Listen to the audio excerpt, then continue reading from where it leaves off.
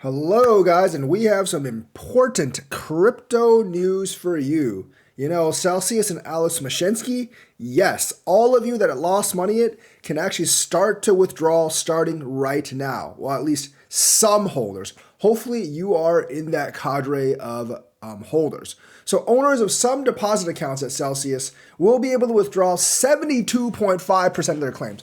Almost three-fourths, people, and that's pretty good for those of you that lost thousands of dollars. You can access 75% of your money. Of course, there will be transaction fees. And of course, there is a deadline, so if you want to withdraw, you need to do it by February 28th, 2024. Otherwise, your funds will be lost. Very unfortunate, but they will be lost if you don't withdraw. So Celsius, a crypto lender that filed for bankruptcy last summer, is starting to open withdrawals to some users. And you just got to make sure that you're in that cadre, because if you're not, you might have to wait longer. Customers of the custody program who are holders of Class 6A general custody claims and or Class 6B withdrawal custody claims can start withdrawing their funds from the platform on or around November 29th, which was actually yesterday, and they have until February 24th, so you have a couple of months. This is not something you can wait 6 months or a year on, because then you will lose all your money. And hopefully you qualify, because you will be able to withdraw 72.5% of your crypto. Customers who voted to reject the reorganization plan will not participate in this distribution. So hopefully you voted yes, because if you voted no, then you are screwed. And their funds will be pooled in a segregated wallet and managed by the litigation administrator over the following 6 months. I don't think they'll get as much money back. They should have just taken the money right now. So basically, like, some users have already tried to withdraw and complained they had trouble logging in. Obviously, you'll want to contact customer support as soon as possible, because if you do not, then you are going to be very screwed if you don't withdraw by February 28th. They should get those problems ironed out very soon, because people are on a timer. But maybe that's their evil plan all along. Have people on a timer, not give them trouble to withdraw, make them be very frustrated, and then just have them give up the withdrawal so they give up the money by February 28th. They filed for bankruptcy about a year and a half ago, and the court approved a settlement plan. There's been a lot of fighting back and forth about when the withdrawal will start, but it is actually today. They approved the reorganization plan in September, and they're going to redistribute around $2 billion worth of Bitcoin and into other coins as well. And they were sued by the SEC, FTC, and CFTC. The criminal trial for Mashensky will start next fall, so he will not escape from justice. However, him being to justice does not mean that your funds will be back in your pocket. So you need to take action right now for the sake of your own wallet's health. Because if you don't, then, you're not going to get any money back, and him rotting in a jail cell will not help you get money back. I know this is worth thousands of dollars to some of you people, so get on it and get that money withdrawn so you can put it elsewhere or just cash it out. Because, it's probably worth more now than when Celsius collapsed, because Bitcoin, I think, is a little bit higher now at $38,000. So you guys do need to actually get on that right away before it closes down. Binance has launched a pilot program for the bank custody of collateral, so people will be able to trade via Binance without actually depositing money in Binance. I don't really know how this trickery works, but it does. So they unveiled a new program that lets institutions trade without depositing to the exchange, but only institutions, not retail investors. They launched a pilot program that allows banks to store collateral off exchange, according to a November 30th announcement. So they will probably be storing collateral at the bank off the exchange, and it would help reduce counterparty risk. The program allows institutions to hold collateral at a third-party bank instead of depositing it on the exchange. And for some reason, people always think banks are more safe than exchanges, although your funds at Binance are at least like 30-40% backed, if not 100% backed, which they probably are, whereas your funds at a bank are only like 5-10% backed at the most because of the whole fractional banking system. This replicates a framework common to traditional financial markets, which enables investors to proportion their crypto asset allocation based on their risk tolerance. So this should give some institutional and traditional investors some peace of mind that they're putting their money in a bank rather than a crypto exchange. It would not give me peace of mind, but it would actually give other people peace of mind. Counterparty risk, and this is a quote, counterparty risk has long been a concern of institutional investors across the industry. Our team of crypto natives and traditional finance professionals has been exploring a banking tri-party agreement for more than a year to address the concern. We are in close discussions with an array of banking partners and institutional investors. The other thing about this is like it seems like not all the banks have turned their backs on Binance, despite all the negative press and all the lawsuits against them.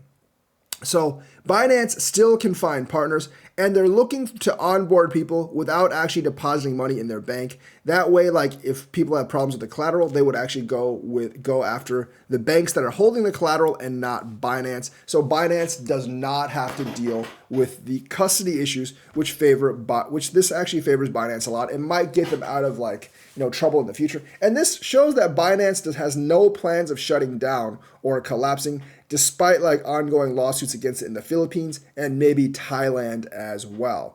But I think all those lawsuits will probably go away if the SEC loses their case against Coinbase, which will force them to lose their case against Binance as well. So I think Binance is in a kind of a bad spot right now, but they're still trying to make new products and new ways for actually people to invest in their platform. And I think in the end, they'll actually be okay because they'll generate enough revenue to cover whatever fines, and they'll pay the countries off until they get decent regulatory clarity in the United States, which will actually provide regulatory clarity probably overseas as well. So don't fret yet on Binance. Still wouldn't buy BNB right now, but I wouldn't be like super concerned about like if I had some BNB holdings.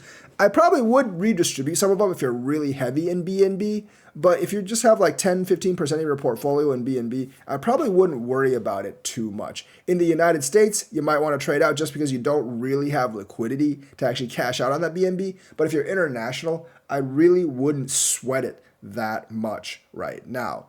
There is an evil IRS proposal to track Uniswap transactions, which will dampen the crypto industry. They've been trying to track transactions through a variety of means, for a long time because the IRS wants your money. They know that people are actually using crypto to evade taxes, and they do not like tax evaders. They want to pwn all tax evaders that come. And realistically, they might just be able to do that.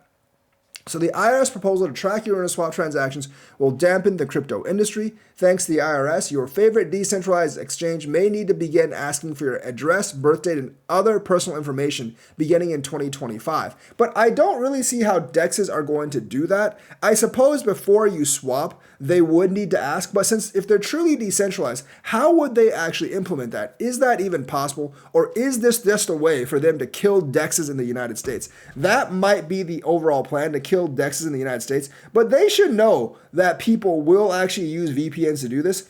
And the thing is, like, even if they move outside US and other jurisdictions, people will still use VPNs to access them, and there's very little they can do to actually block VPN access. They're not going to be able to make VPNs illegal, and they're going to have to track like all the on-ramps and out-ramps to really go after those people. I think it's actually a really bad idea to do that to avoid taxes, because I think the first couple of people they catch doing that, they will make a heavy example out of to discourage others. So you don't really want to be the first ones that are actually caught. It looks like they are trying to hammer down on DEXs because they see what kind of a threat DEXs could be to their tax revenue.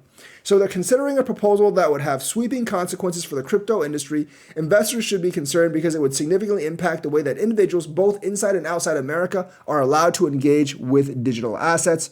And they're proposing an initiative under Section 6045 of the tax code to establish new tax rules for the treatment of cryptocurrency providers. I think they're trying to sweep in wallet providers with that because a lot of the DEX swapping happens within the wallets. The agency is seeking to amend the law to expand the definition of brokers to include nearly all crypto service providers. For instance, DEXs and wallet providers. Now, they've been trying to do this for a couple of years now, and every time it's been rejected, but it's always kind of like on the verge of being accepted. They need to do like a double jeopardy thing on this, whereas like if this proposal gets rejected, they can't really propose this crap again, because like it's like it's like an unending battle for them to try to like basically track all our information. Those providers would be required to collect personal information from users beginning in 2025. But I think that would actually shut a lot of those services down, or they would just turn off US customers. But like I said, the VPN stuff, honestly, would be a huge problem for the United States government. The US is doing their best to basically alienate the crypto industry outside, inside the United States. The IRS move to redefine brokers is not just a regulatory tweak, but a fundamental shift that could reshape the entire US cryptocurrency landscape. They've been trying to do this for years, like I said, and it's been rejected 2 or 3 times. Hopefully it continues to get rejected. I do think crypto's allies in Congress on both the Democratic and the Republican side are growing, and the anti-crypto army is more or less shrinking because of funds actually donated. But the IRS is very adamant on getting their money, and they want to be able to track users, so they can't use crypto to skip out on taxes.